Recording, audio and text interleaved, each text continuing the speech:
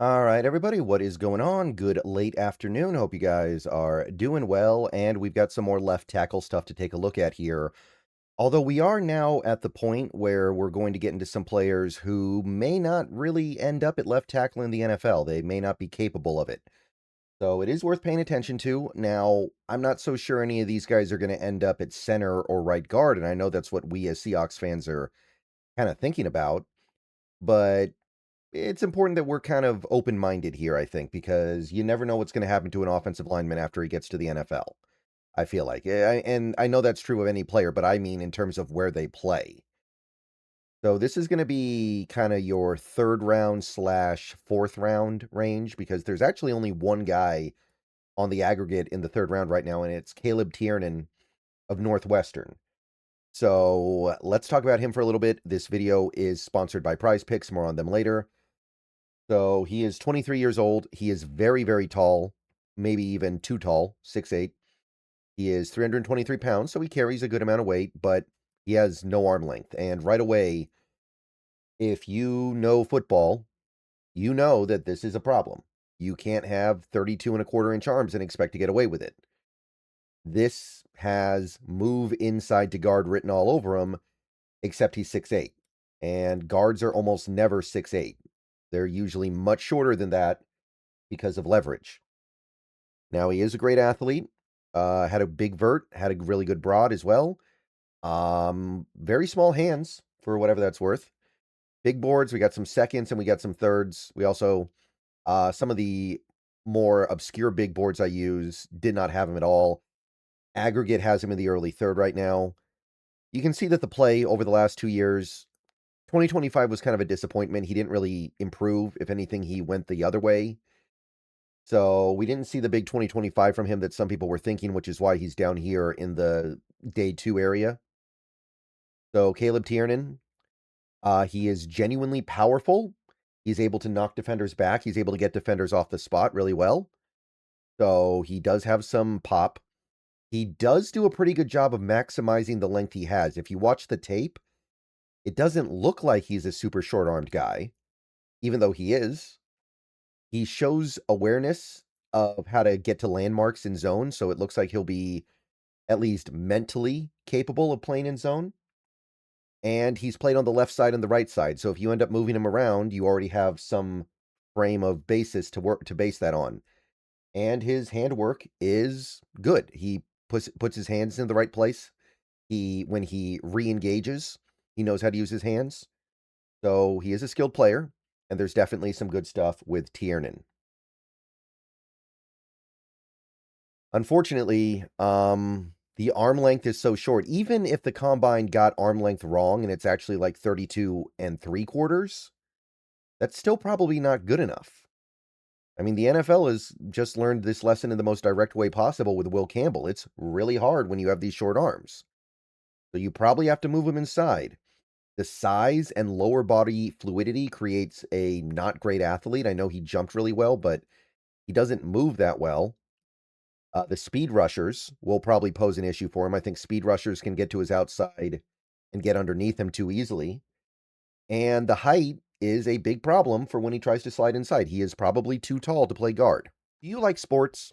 If you do, then the best way to make them even better and more exciting is using Prize Picks, where it always feels good to be right. Prize Picks makes daily fantasy simple. Just pick more or less on your favorite players' projections and build lineups with a few taps.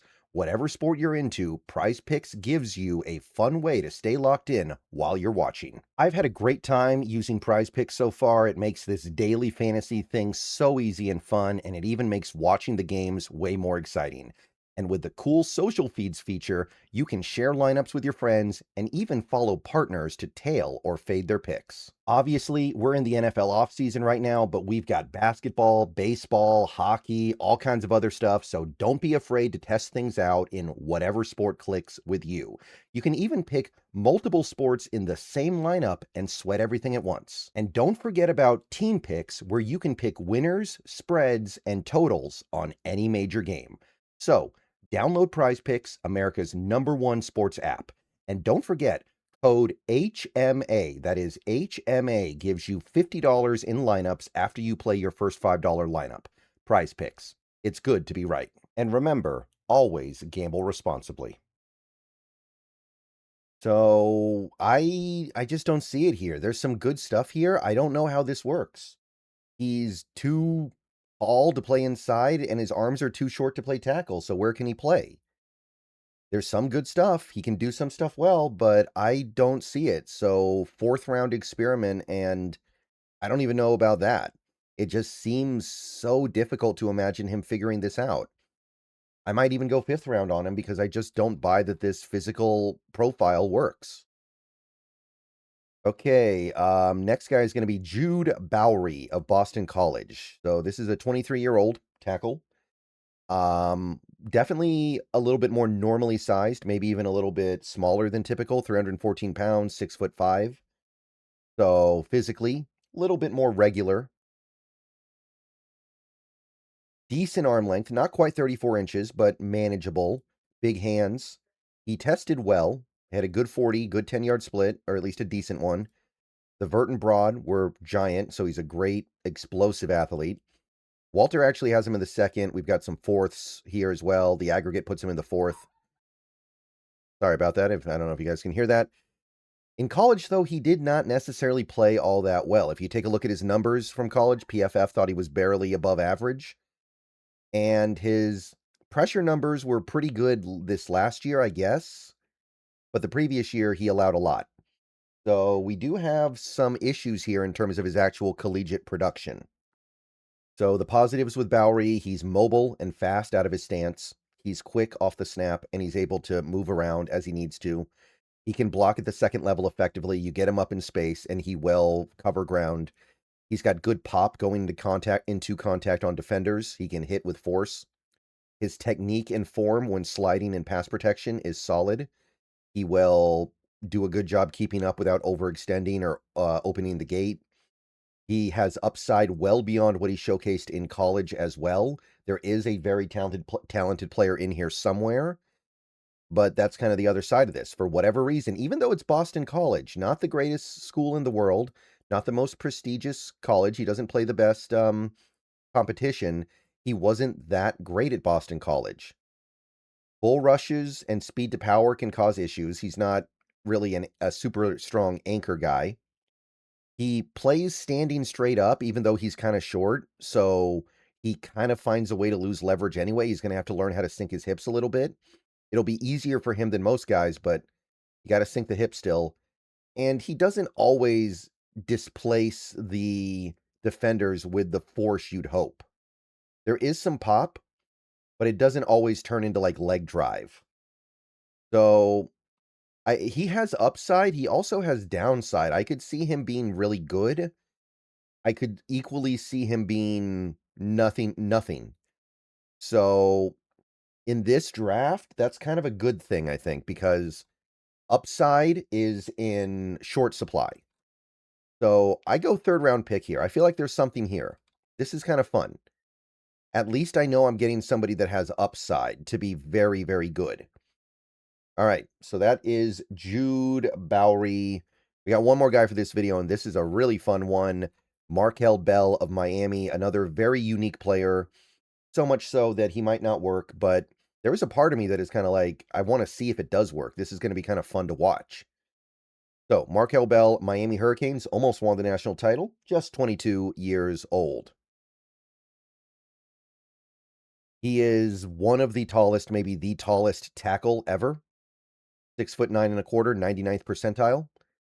346 pounds, so he's very, very heavy, but he has the frame for it. He has long, long arms, some of the longest arms we've ever seen, 36 3/8. Somehow he has baby hands, by the way, which is really weird. Really weird. I don't know what to say about that. He did not test very well, but he's 346 pounds and he's almost 6'10". Like, what do you want? He's just not going to be a guy that tests that well. I think we all know that. So definitely not concerned about that, but something to be aware of, I guess. Big boards, mostly we got fourths, we got fifths, we got a third from the Draft Network. They actually really like him. Aggregate puts him in the fourth.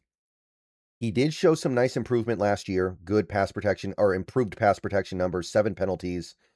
PFF grade is improving, but he is relatively young still, so he can get better. And he did show improvement last year. So the benefit is obvious. This is a freakish mountain of a man, 350 pounds pretty much. They don't make him like this. You are getting one of the tallest tackles ever. And the length is out of this world. He's got grip strength that is very good despite small hands, so that is not an obstacle for him. He is fully capable of driving defenders downfield with his leg drive. And his technique has shown real improvement in college over the last year. So he is working his way up. Now, I don't know how he's ever going to win leverage with that insane amount of height. His speed rushers are going to be a problem for him. He doesn't have the agility or mobility to keep up with speed. And I don't think he's going to be very good in zone. It's not going to be a complete disaster maybe, but I would not want to put him on the move too much. He's going to lose balance. He's going to fall over, and he's not going to block effectively. And he gets off balance too much. So you got to recognize the limitations. So this is going to be fun. Markel Bell is going to be fun. Now, I'm pretty sure he's going to end up as a right tackle at least. And the problem is he's got no chance of being able to play guard because he's so tall pretty much. I cannot imagine Markel Bell finding success on the inside. So you're probably moving him to right tackle, and that's his only chance. I think he's too big and too slow to be on the left. So I'd go 4th round. I think 4th round is fine. In this draft, the uniqueness is appealing, but I don't know if I see it panning out. I think that more than likely he ends up being kind of a novelty, and maybe he'll be like a jumbo package 6th offensive lineman. Okay, that is going to do it, guys. I will see you guys tomorrow. Go Hawks. I know this video is kind of late, but I also know that this left tackle stuff is not the most appealing thing in the world, so I'm not too worried about it. See you guys later. Go Hawks.